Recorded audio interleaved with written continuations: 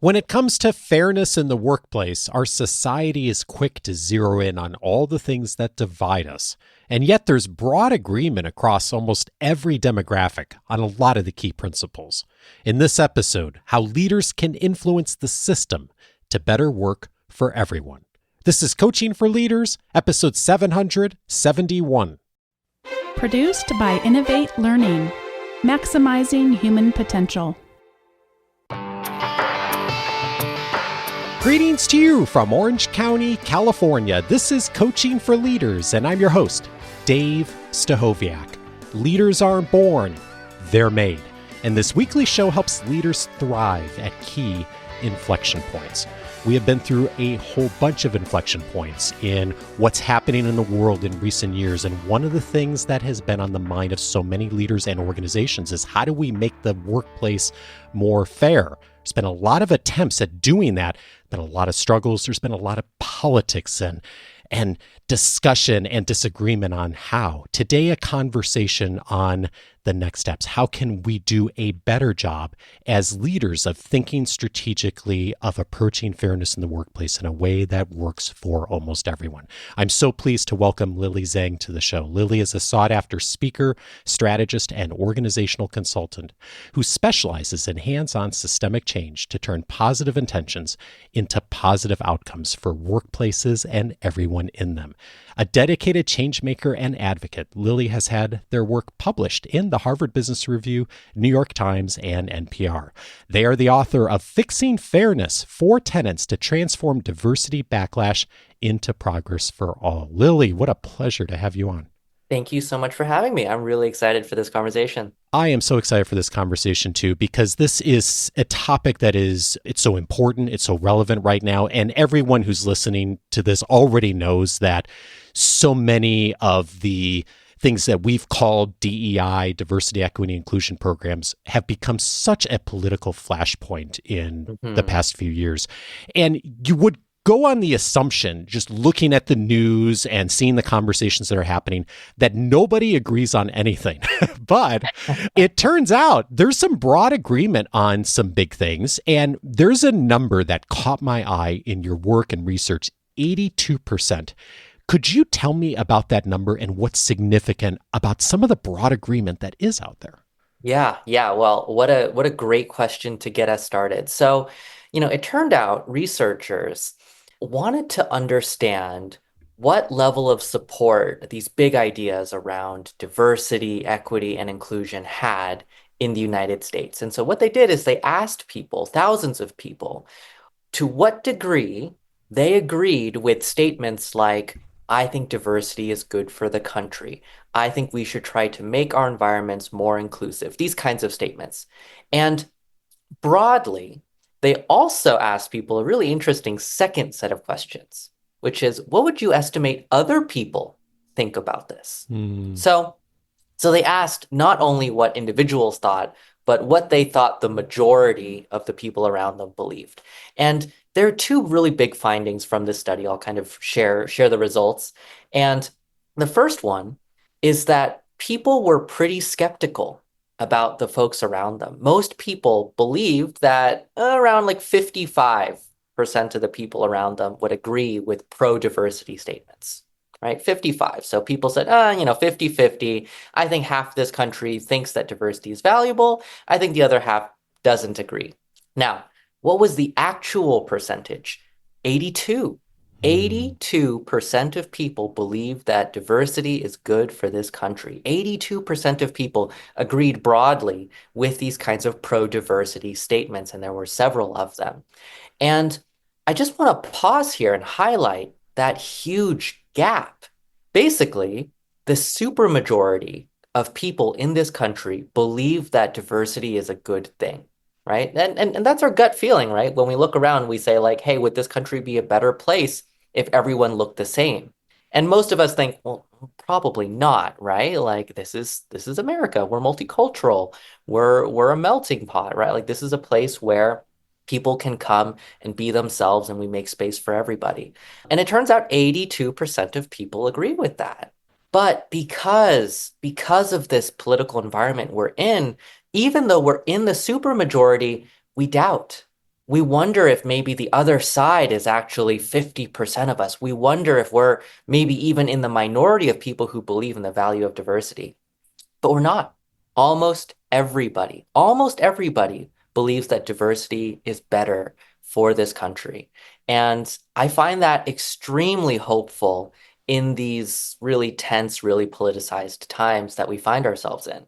As do I, and it's really such a hopeful finding, and it frames so much of what I think we'll talk about today, which is, all right, well, how do we actually bring that into the work we're doing? Because on a micro level, so many of the programs that have been attempted by so many organizations and industries have not had the intended effect. And you write in the book, a meta-analysis looking into the impacts of 30 years of diversity initiatives over 700 workplaces found that the most popular approaches to workplace DEI were ironically the least effective.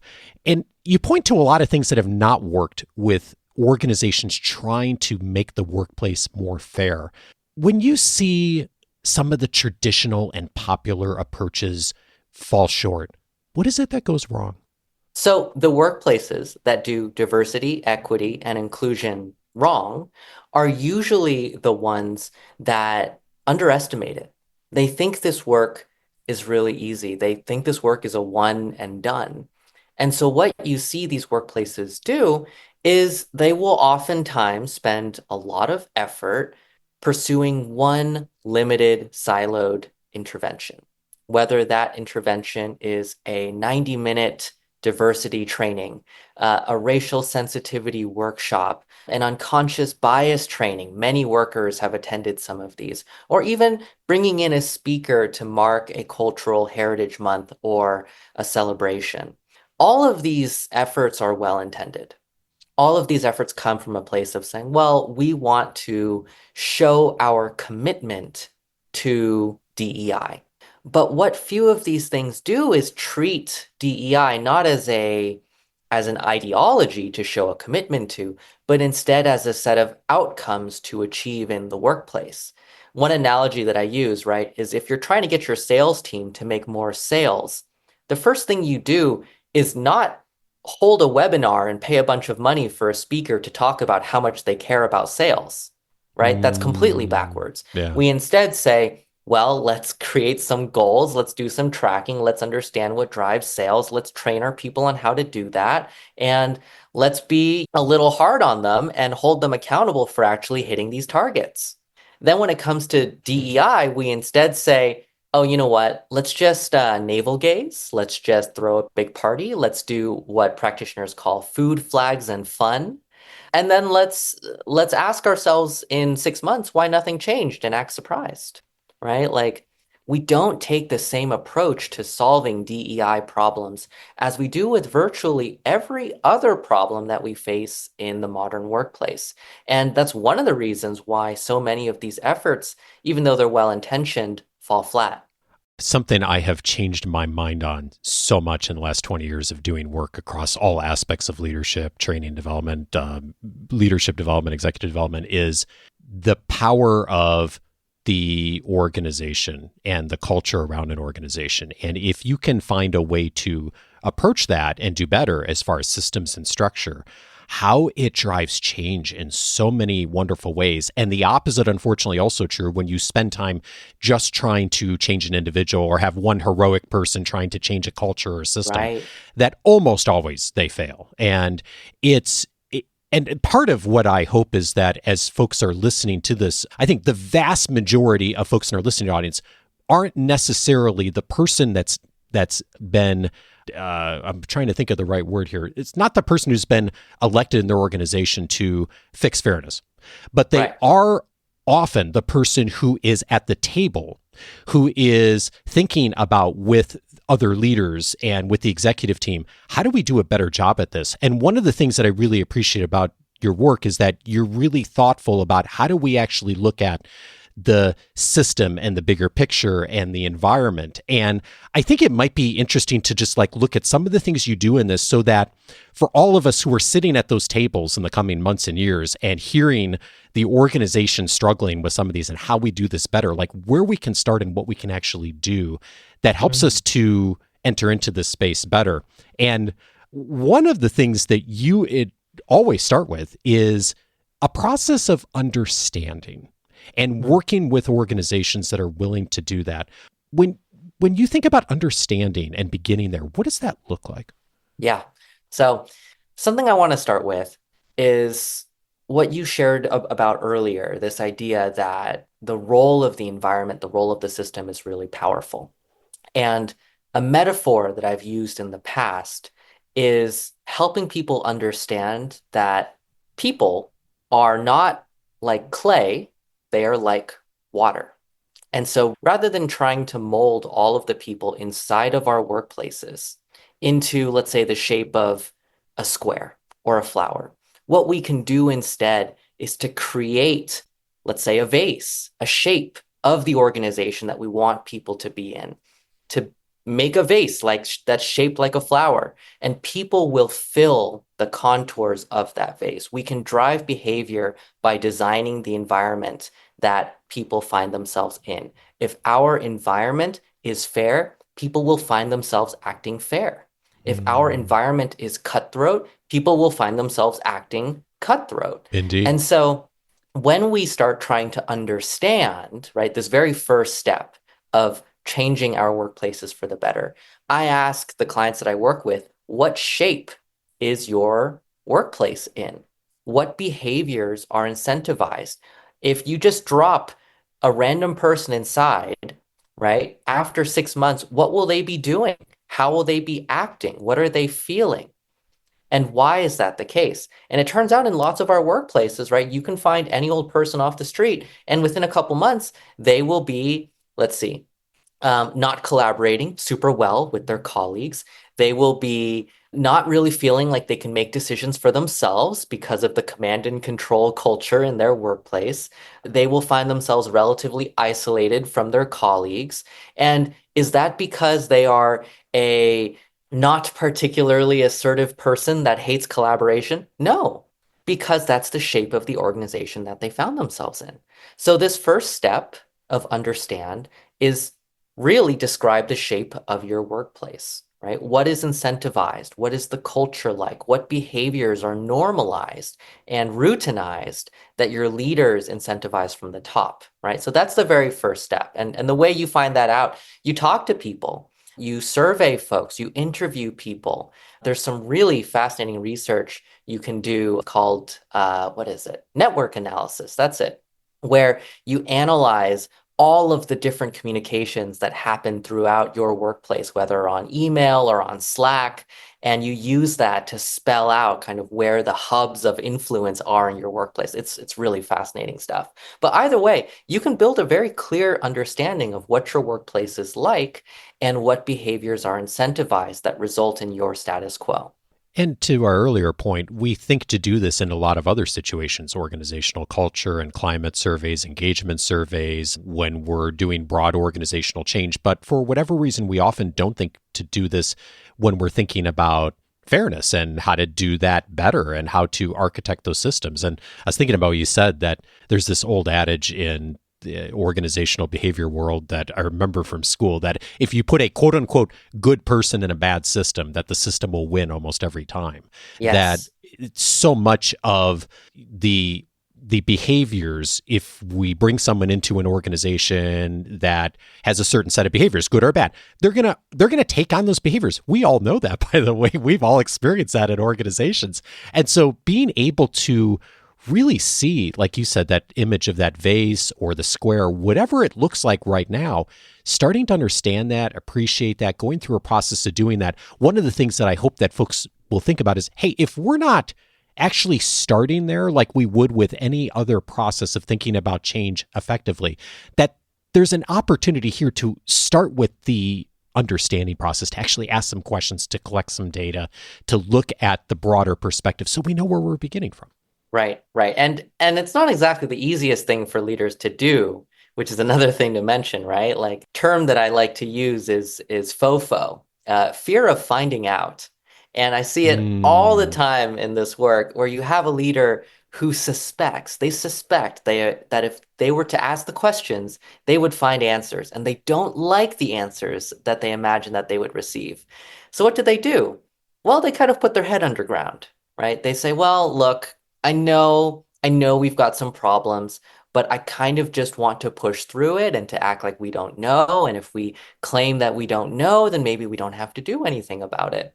And this happens more often than we might think, right? Like, I think a lot of our leaders were so overwhelmed by our environment that the possibility of raising yet another challenge, even if it's an honest truth that we should be grappling with, kind of sparks in us this feeling of avoidance rather than bravery.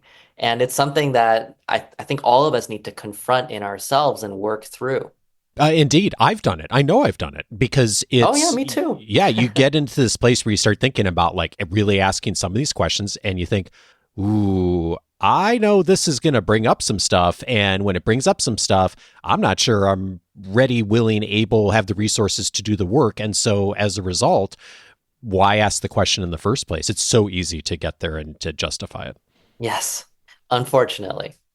You, speaking of justifying things, you point out that our tendency, maybe an organization does a little understanding, maybe it doesn't, but regardless, that the tendency is to rush into problem solving. And one Mm, of the steps that you invite organizations to do is to think about rallying. And you write on this: a well communicated narrative not only builds momentum and excitement around the need to improve upon the status quo, but also explicitly counters each driver of backlash. What does that look like? yeah, yeah. So I feel like both of us are pretty familiar with organizational change models. You know the Lewinian model, right? That talks about unfreezing, Yes, right? yes. Great. So in both the Lewinian model of unfreezing and in this model, which I call rally, right? There's this understanding that the status quo is very sticky. People like the status quo, even if it's awful, even if it's terrible. And so to get change to happen, even if you understand how bad the status quo is, you actually need to convince everyone else that the status quo is worth changing. And that means storytelling. That means reaching out to everyone in the workplace and saying, hey, you know, this terrible aspect of the status quo that we've all taken for granted, isn't that kind of awful? And you'll get resistance. You'll get people saying like, okay, yeah, it's not the best, but I've Hmm. just come to live with it and change is scary. And you just have to be relentless. You have to say, but this is awful. This is terrible. You're losing sleep. You're not very productive. You're losing team members. You're losing sleep. You're not being very productive. And eventually they'll say like, okay, okay, I get it. I get it. It's awful. What do we do about it? That's the process of rallying your workplace, to not just jump into throwing a solution at a problem, but to do that hard work of building a shared understanding of why that problem is a problem in the first place, right? With some of my clients, I call it truth making, which is just a fancy way of just saying, like, you get people to align that there is this shared reality, there is this shared truth, and the truth sucks. The truth is awful. And so we need to come together to make that better. So whether it's talking to all of your senior leaders, whether it's talking to workers who are upset, whether it's helping people connect the dots between their daily experiences not being as good as they could be, and these broader themes that we're talking about, these abstract ideas of fairness or respect and inclusion, you have to do that work to bring people together, to make them mad enough or upset enough to actually change the status quo, because it takes a lot of energy to change the status quo, as everyone that's tried to do change making work knows. To unstick it, you really have to get people excited. And I heard a key word there, which was story, the importance of story in this. That sounds critical. Yes, yes. Well, so look, if I say, hey Dave, it turned out last year our turnover rates were 15% higher than industry average, and I find this unacceptable. We need to bring our rates down by 6%. What does that inspire in you? Like, Mm. Not much, I bet, Yeah, right? Like, okay, sounds great, I have work. It another sounds like work. KPI. Yeah, another It KPI is to hit. work, right? And then if instead you say, hey, your highest performer last year, like changed so much for our workflow, and losing them was such a loss for our team and our culture. And I know that you miss them. How do we prevent that from happening in the future?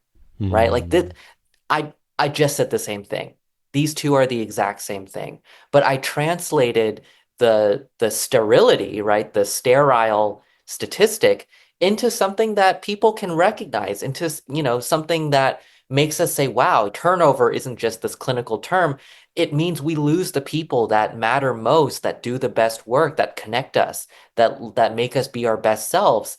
And if we want to prevent this from happening in the future, we have to become a better workplace where they want to work at, right? Like talk to people like they're humans and connect with people like they're humans, and we can solve these problems together. Now, is the turnover stat a useful one to have? Yeah, like I share that with some of my stakeholders. But that's not the only language I speak. And we need to get good at translating how we talk about change work so that it resonates with everyone who we're trying to reach. So many of us get frustrated with politicians from across all the different parties because they do all kinds of ridiculous things in order to get us to vote for them and go along with them. And one tactic, though, that politicians use that works really well is rather than talking about just numbers, they often tell a story about a person, an individual, and it's powerful. And it's Mhm. powerful because it's not just the sterile number statistics, one more KPI that we were talking about. It actually highlights a specific situation, a specific person. And I really appreciate the invitation from you is like when we're having conversations about this in the organization of like, let's actually have conversations about stories, things that have happened or not happened in the organization that people can relate to and they can hang their hats on. And as a result, give them that desire, that motivation to say, hey, okay, things aren't the way that they should be. Here's some real clear examples of that. And here's how we get better and inspire us to want to do something different. Yeah, yeah, absolutely, right. It's so crucial to reach people in a medium that can make these ideas seem real because we have so much on our plates every day. It takes a lot to get us out of our seats and willing to make those changes to how we behave, how we engage, how we interact with each other. We have to have something to believe in. We have to have something bigger to fight for. And stories are a way to make that something feel tangible. You invite us also to think a lot about design when thinking about doing something different, fixing fairness in the workplace. And the invitation is don't push hard, push smart. How do you go about that? Okay, well, oh man, I'm holding myself back from nerding out for the next like 30 minutes. But like there is so much research on what works and what doesn't.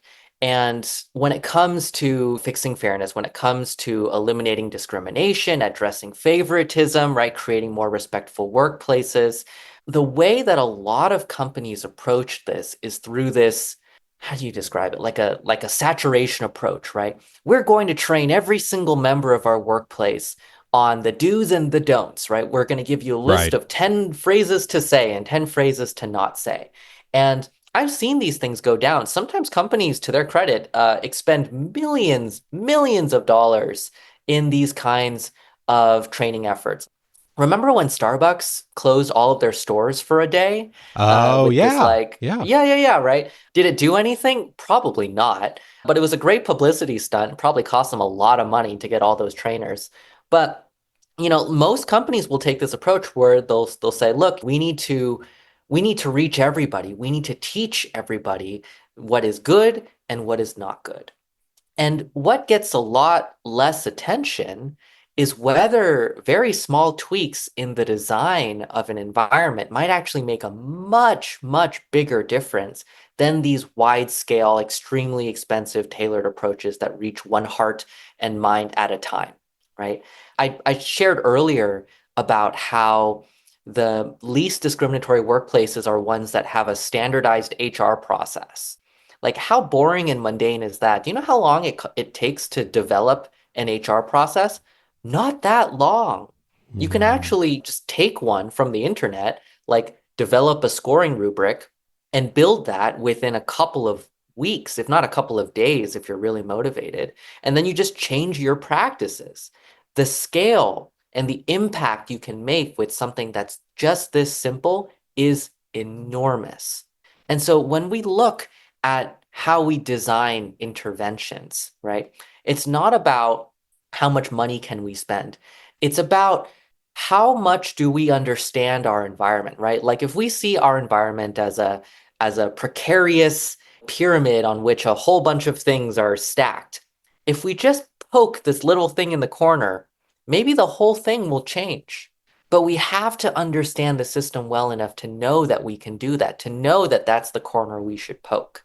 So that's why understand is the very first part of this process, because if we don't know what we're fixing, our solution is not likely to work. But on the contrary, if we understand very well, we can do a solution that might be very cheap, that might be very easy, that might not expend much social capital to deploy and make a huge difference with it. Whether it's by a slight tweak to a system, whether it's by incentivizing a very small number of leaders to change their behavior, whether it's by engaging with a very small proportion of our employee workforce.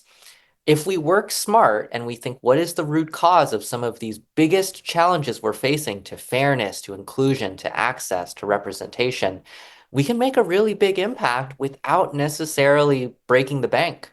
And another key piece of this is involving people in this process of not just jumping in and telling people what to do, but actually working with them to figure out a plan of how Right? the organization addresses this. No surprise, like best practices on so many things are to do that, involve people rather than just dictate. And so why would it be any different for this? I'm curious, like when you've seen an organization do that well, what is it? What's an example of like involving people in a way that is very different than just dictating? Yeah, yeah. So there's this effect that I like to cite a lot. It's called the IKEA effect, which is aptly named because it turns out when you build your own little piece of cheap IKEA furniture, you end up very attached to it. Now, why do you end up attached to it? It's just a piece of furniture. It cost you 15 bucks at IKEA. It's made of wood. Because you built it. You built that with your own blood, sweat, and tears and Yes. probably messed it up twice, right? Because their Yep. instructions are hard. Yep. There And there are examples in our house of this exact phenomenon. yeah, mine too, right? And I find this really powerful as a metaphor for workplace decision making. When people feel like they had a part to play, if people feel like they had a hand in shaping a decision, they find themselves much, much happier with it. Even if that final decision, by the way, is not exactly what they would have done on their own. And so when we involve people in decision making, not just in a token sense, not just by saying like, hey, submit some feedback and I'm going to completely ignore it, but when we say, hey, legitimately, we don't know the path to go forward.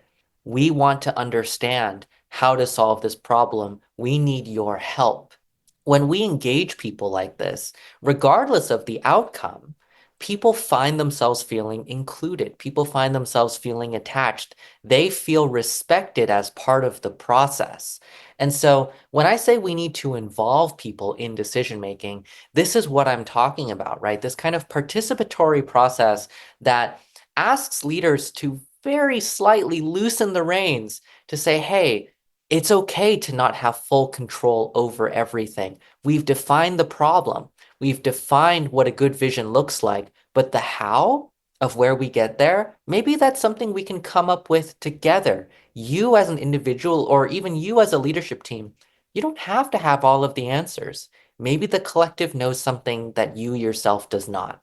So let's ask, let's do that hard work. Let's take a little bit of extra time and go through that process. And we're rewarded when we do that, not just in better decision making, which is the obvious outcome, but something that we can't see as often, which is greater trust.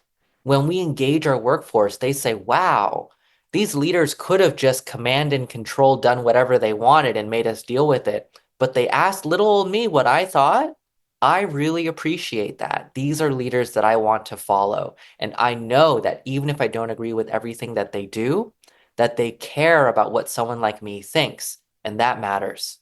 I appreciate you talking about in the book that you turn down a lot of work. And the reason you do is because you see when organizations reach out to you that they're not ready, willing, able to go through this process, to really think about this differently. And my invitation for all of us and everyone listening is that we would also do the same on our end of leaders and organizations, of thinking about what might have passed for a good idea or a good intervention or trying to help with fairness 5 years ago, 2 years ago, is that we raise our standards on approaching this in the same way we do any other organizational intervention of looking at change or training or culture, whatever it is. And so I so appreciate your getting us really thinking about this in a new way, raising our standards so that we can do better as a organization. And we're just hitting a tiny bit in the book. So if this is you, your organization right now, if you're looking for ways to really inspire and also to systemically look at how do we do better at fairness in our organization, the book is a great place to start on that. And Lily, as I think about the book, I'm curious, like, as you went through this whole process, putting together the book, all the things you've seen in recent years, the projects you've been doing, helping organizations do this better, what, if anything, have you changed your mind on? Oh my gosh, so much. So when you're a practitioner in this work and new research comes out, it's terrifying because sometimes you see findings that contradict what you've been teaching for the last 5 years. Like I remember, oh, when was it? It was like back in 2022 or no, it was earlier. It was in like 2020. At the time, I was teaching that when you strip identifying demographic information from things like resumes, that is just a universal best practice, that's good, right? When you take out mention of people's names, when you take out what mention of the schools that they went to, their gender, all of these things, that's just good. And it turned out that new research that's come out in the last 5 years actually suggests that when you do that, that actually might increase discrimination against certain candidates. So for example, right, let's say you have a resume from a mother, right, a parent, and you see a gap in this person's employment. Well, if you contextualize it by knowing that, oh, you might have taken a year or two out of the workforce to raise your newborn child, then you can say, oh, I understand why you might have done that. If you don't know that information, if you don't know this person's gender, if you don't know that they're a parent, and all you see is resume 1 versus resume 2 with a gap, you're always going to pick resume 1. And it turns out that the messiness of all of this tells us that people's identities, we can't just eliminate consideration of them because our identities make us who we are. Our identities impact our career trajectory, our life trajectory. And so rather than trying to erase all of these aspects of what makes us people and try to be clinical about just our qualifications, it turns out it doesn't work that smoothly in practice. We actually need to evaluate the whole person. And that forces us to have this really messy conversation about how do you measure skill? How do you measure qualification when it's not just about what school you went to or how many years of experience you have, right? When it's really about these broad factors, not just your qualifications, but also, your skills, your abilities, your experience. How can we actually evaluate these things and also not be discriminatory? I wish I had better answers, right? But I knew that in 2020, this very simplified approach of, oh yeah, just scrub all of the demographics and you're good. That doesn't quite work the way that we thought it would. So I had to change my mind, and I'm still trying to find out a neat way to talk about what we do instead.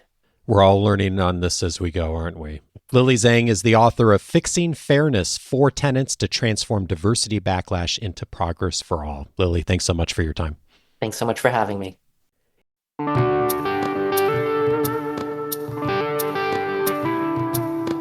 If this conversation was helpful to you, 3 related episodes I'd recommend. One of them is episode 639, Supporting Return to Work After Maternity Leave. Dana Greenberg was my guest on that episode. And thinking about the context of fairness, a lot of times when we think about leave, whether it's maternity leave or paternity leave, we think a lot in organizations about policies and procedures and the entering leave and how that's all structured. And in many organizations, there's a process and a system for doing that. What there isn't in a lot of places is a lot of conversation or even structure on what happens when that employee comes back from leave, whenever that is, and how as a leader you can do a wonderful job of supporting employees who are returning from a leave. Episode 639, a great roadmap for you if that's you right now, or if you're leading a team right now where there are transitions happening like that of people entering or coming back from leave. Also recommended episode 678, The Power of Unlearning Silence. Elaine Lynn Herring was my guest on that episode. We talked about the reality that many people experience, which is feeling like they've been socialized to not say the things that they need to say or that they should say inside of an organization. Elaine and I talked about that reality, how it shows up, and probably most importantly, what we can do if that's us, or what we can do if we are supporting folks who maybe are running into that. Episode 678 for that. And then finally, I'd recommend episode 755, How to Lead a Meaningful Cultural Shift. David Hutchins was my guest on that episode. We talked in this conversation today about the cultural aspects of fairness, and David, in that conversation, invited us to use the power of story in order to make cultural shifts inside of our organizations, whether it's around fairness, whether it's around strategy, whether it's around something else entirely. Story is so powerful in doing that, and David knows story better than anyone we've had on the show. Episode 755 for that. All of those episodes, of course, you can find on the coachingforleaders.com website. I'm inviting you today, if you've not before, to set up your free membership at coachingforleaders.com, because it's going to give you access to the entire library of episodes that I've aired since 2011, all searchable by topic, all available for you to be able to track down the episode notes, my own personal library, so many other resources that are inside of the free membership. One of those resources is my detailed interview notes. Every interview I can, I'm sharing my detailed notes along with relevant quotes from the book or the work that the guest expert has shared with us. I've highlighted a number of things from Lily's book that we didn't talk about in this conversation, are all part of those notes. They're PDF downloads on almost every episode. You can access them for free by setting up your free membership. Just go over to coachingforleaders.com to do so. Coaching for Leaders is edited by Andrew Kroger. Next Monday, I am glad to welcome Rebecca Hines to the show. She is an expert on meetings, and we are going to be talking about something that we all think about, but actually rarely do, which is how to measure your meeting's success and how to actually think about that, looking at the research that supports it. Join me for that conversation with Rebecca, and see you back on Monday.